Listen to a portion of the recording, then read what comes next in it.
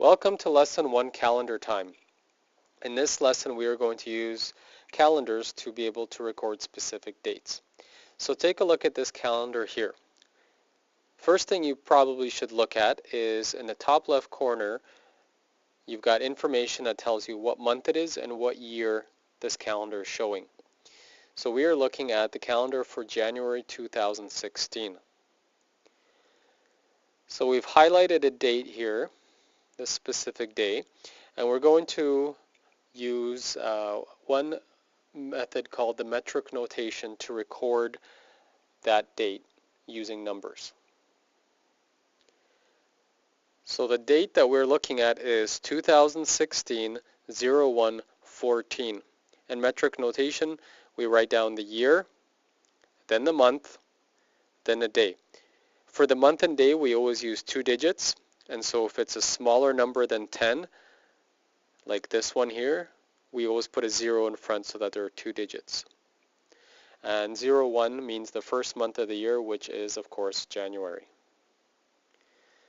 So here's another date on the calendar. Pause the video, record the date in metric notation, and come back to the video to see if your answer is correct when you are done. So if you wrote down 2016-01-04, you would be correct. Again, we've got year, month, and day.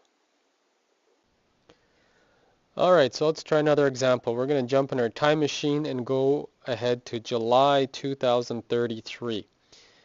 If you want for fun, you could pause the video and try to do some math to figure out how old you are going to be in July 2033. But here is a date that we are going to record. So it's highlighted for you there. So pause the video, come back once you have written down this date in metric notation.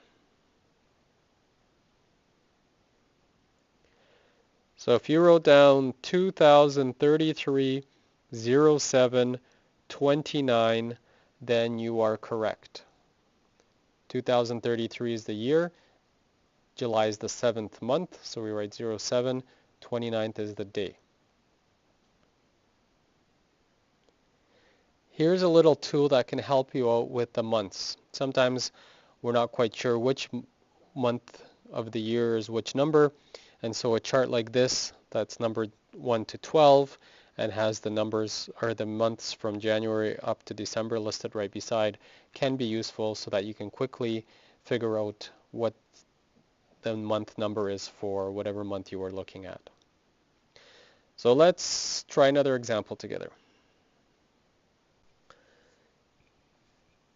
So let's say that we are looking at December 18, 2015.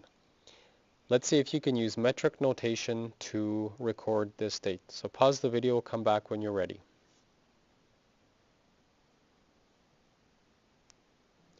So if you wrote down 2015-12-18, you are correct.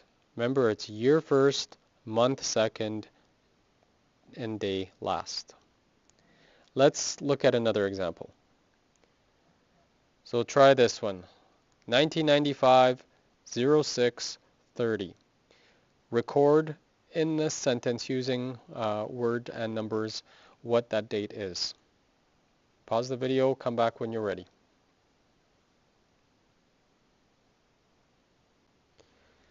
So here it is, 1995-06-30, and this is what it would look like on the calendar, June 30th, 1995. So in this lesson, you learned how to use metric notation to record specific dates.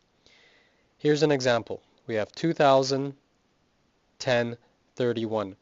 The first number is always the year, the second number is the month, and the final number is the day. One easy way to remember this is we go from the largest unit, the year, down to the smallest unit, the day, and the month is in between. So year is the largest, month is next, and day is the smallest. So October 31st, of course, is Halloween. So there's our date, October 31st, 2000. And on a calendar, it would look like this. Here's the calendar for October 2000, and here's our highlighted day, the 31st. One other thing that I didn't mention earlier in the video is that a nice thing about a calendar is it also tells us what day of the week the different days are. So if we look at the 31st of October and we go up to the top of the calendar, we see that it fell on a Tuesday. So if you were to go trick-or-treating on October 31st in the year 2000, it would have been on Tuesday. So have fun using metric notation and calendars with your questions. Ask your teacher for help and watch the video again if you need to.